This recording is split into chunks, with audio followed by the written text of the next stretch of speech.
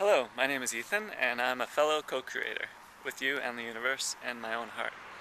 And this video is intended to be of service to you as part of this co-creator family that we have.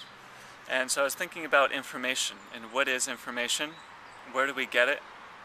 Why is it important? How do we retain it? Can we retain it? How do we access it? How do we use it? Why do we use it? And what else? I'm sure there's a million other questions, but those are some of the ones I had. And I was thinking about habits that we have, or in the past I've had addictions, things like that.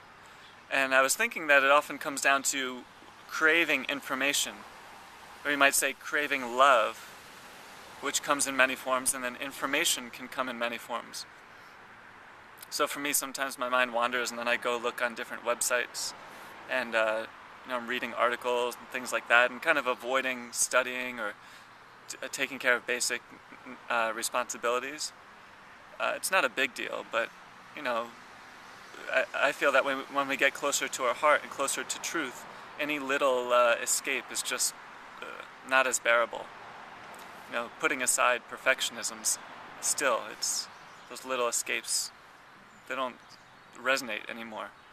But I thought of it from a different perspective than I normally do, which is that my heart is calling out for information and for love. So each time that my mind wants to look at different websites and articles and things like that that aren't relevant to my goals, and that I'm using them to avoid goals, because maybe an article could show me something, could teach me, but if I'm using them specifically to avoid a task at hand, my heart is telling me I want information, so I'm learning how to listen to that and then seek information and express information in the form of a video like this, or create. Maybe my mind wants to create, but I'm looking at other people's creations because deep down inside I'm having a longing to experience creation. So I wanted to share this with you. I hope this is helpful.